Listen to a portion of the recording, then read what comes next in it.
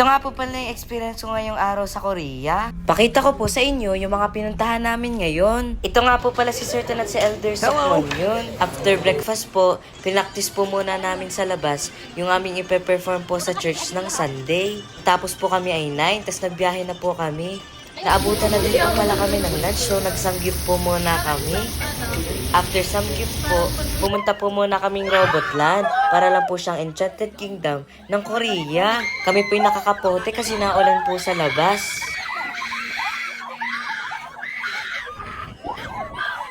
Ang saya po ng experience namin dito sa Korea. Hindi din po ako makapaniwala na libre po itong lahat. Ang babait din po ng mga elders. Kaya nagpapasalamat po ulit ako sa principal namin at pinag-pray niya po na makapasa lahat ng aming visa. Naikot pa rin. Zuriel!